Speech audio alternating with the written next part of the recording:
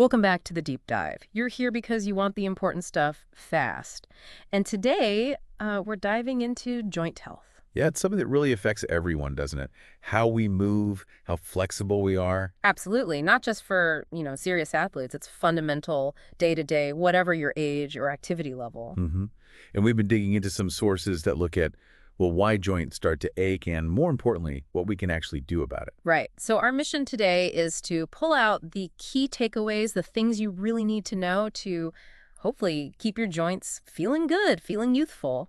And we found something pretty striking right off the bat. Oh, yeah. What's that? It's about how this substance, hyaluronan, its levels drop off quite a bit faster after we hit 30. After 30. Wow. Okay. So let's unpack that. What does that actually mean for our joints? Well, the sources suggest this drop in hyaluronan is a pretty big deal for age-related joint problems. See, hyaluronan is like essential for our synovial fluid. Synovial fluid. That's the Yeah. stuff that cushions the joints, right? Yeah, Keeps them lubricated. exactly like oil in a car engine.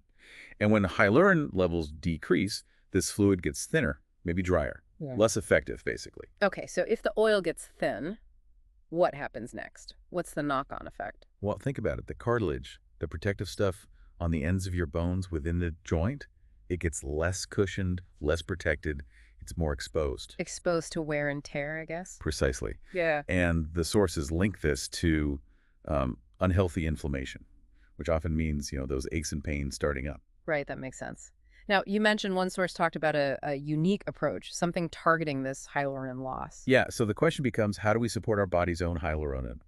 This particular source points to a proprietary formula. Okay. Combines some nutrients, one's backed by research apparently, with a specific ingredient called Mobility. Mobily. Interesting name. What does that do? So this is where it gets quite specific. You want- Mobility is highlighted because it's been shown to multiply the hyaluronan molecules in the synovial fluid. Multiply them. By how much? According to the info we saw, by a factor of 10. 10 times. Yeah. Seriously. That sounds significant. It does. So the idea is this blend with the mobile plus the other nutrients. Yeah. It helps to essentially rehydrate and thicken that synovial fluid back up. Replenish the lubricant, if you will. Ah, okay. Like putting better oil back in the engine. Sort of, yeah. Making it work more smoothly again. I remember one source used this image of like bouncing out of bed, running downstairs with no pain.